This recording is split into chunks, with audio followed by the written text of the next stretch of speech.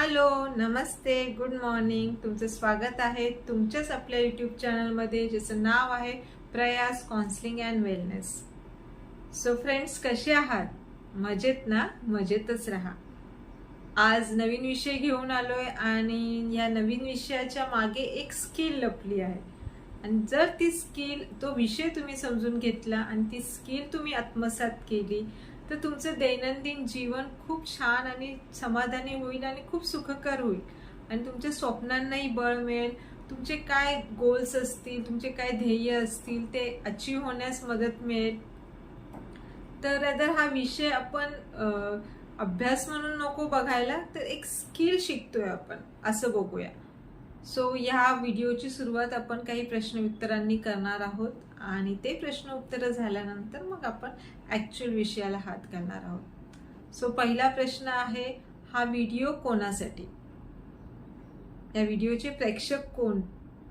तर ह्या व्हिडिओ चे प्रेक्षक गृहिणी, विद्यार्थी आणि वर्किंग प्रोफेशनल आणि असे जे कोण व्यक्ती ज्यांना त्यांचं आयुष्य सुखी, सरळ, समाधानी करायचं आहे आणि त्यांच्या स्वप्नांना बळ द्यायचं आहे.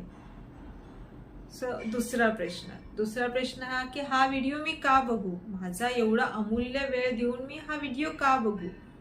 तर ह्या व्हिडिओमध्ये तुम्हाला मिळणार आहे तुमच्याच अंतर्मनाशी जोडणारा मार्ग. तुमची आणि तुमच्या अंतर्मनाची, तुमच्या शरीराची आणि युनिव्हर्सची फ्रिक्वेन्सी आपण जोडणार आहोत आणि ती जोडायची कशी, याचा मार्ग या व्हिडिओमध्ये भेटणार आहे. सो तुम्ही तयार आहात ना नवीन काही शिकण्यासाठी आणि नवीन स्किल आत्मसात करण्यासाठी? तर कमेंट बॉक्समध्ये आय एम रेडी असं नक्की लिहा आणि आपण सुरू करूया आपला व्हिडिओ. सो फ्रेंड्स, आपण निसर्गामध्ये राहतो, या युनिव्हर्समध्ये राहतो. सो ही युनिव्हर्स, आपलं शरीर, युनिव्हर्स हे सगळं एनर्जीने भरलेलं आहे. सो ह्या एनर्जीला आणि युनिव्हर्सच्या एनर्जीला कसं कंबाईन करायचं आणि आपल्याला हवं ते कसं मिळवायचं, हे आपण बघणार आहोत. सो ह्या निसर्गाचे काही नियम आहेत, या युनिव्हर्सचे काही नियम आहेत. काही आपण पाळतो, काही आपण पाळत नाही, काही आपल्याला माहितीच नाहीये. सो हेच नियम आपण अभ्यासणार आहोत आणि त्यातलाच पहिला नियम आहे विचार नियम. सो विचार नियम हा म्हणजेच द लॉ ऑफ थिंकिंग. तर जे काही आपण विचार करतो, जे आपण इथे विचार करतो, ज्या विचारांना आपण एनर्जी देतो, ते विचार आपल्या प्रत्यक्षात घडताना आपण पाहतो.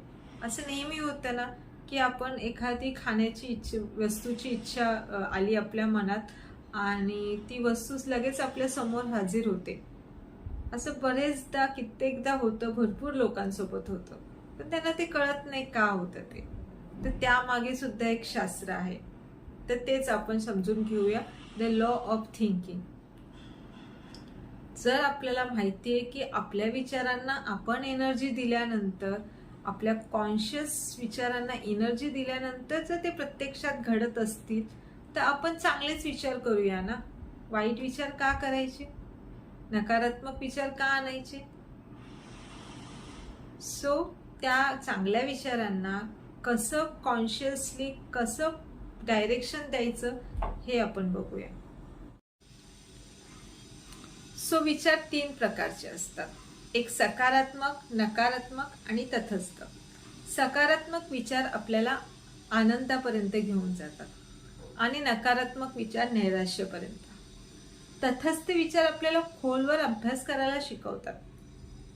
जेव्हा आपण तटस्थ विचार करायला लागतो, तेव्हा आपण ह्या क्षणात जगत असतो. यालाच तर माइंडफुलनेस म्हणतात.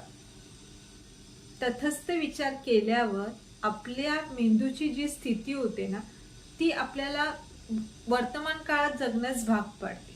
आपल्याला ना भूतकाळाचे विचार येतो, ना भविष्य काळाचे विचार येतो. सो ही स्किल खूप महत्वाची आहे वर्तमान काळात जगणे, आणि ती तटस्थ विचार केल्याने नक्की आत्मसात होऊ शकते. सो जेव्हा पण आपण विचार करतो, तेव्हा ते सकारात्मक असले पाहिजे, याच्यासाठीच आपण प्रयत्नशील असतो. या जगात 2 माणसे असतात, 2 प्रकारची माणसे असतात. एक जी ज्यांच्या विचारांवर, भावनांवर त्यांचा कंट्रोल असतो, दुसरी प्रकारची म्हणजे ज्या विचारांनी त्यांना कंट्रोलमध्ये गेलेले असतात अशी माणसं. पहिल्या प्रकारची माणसं नेहमी आनंदी आणि ध्येयवेडी असतात आणि ती खूप आनंदी जीवन जगतात. आणि दुसऱ्या प्रकारची माणसं त्यांच्या विचारांची गुलाम असतात आणि ती इतरांचीही गुलाम असतात. सो आपल्याला कोणत्या कॅटेगरीत जायचंय हे आपण ठरवायला हवं. सो आता आपल्याला कळलं की चांगले विचार केले, त्यांना चांगली एनर्जी दिली तर ते प्रत्यक्षात येत आहेत. तर नेहमी आपण तसेच विचार केले पाहिजे ना.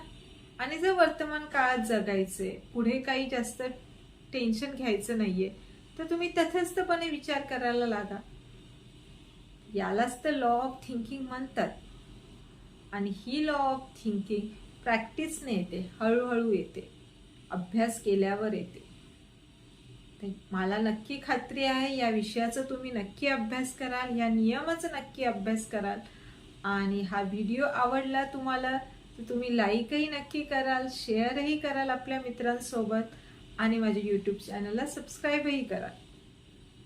पुन्हा भेटूया पुढच्या नियमासहित पुढच्या व्हिडिओमध्ये. धन्यवाद.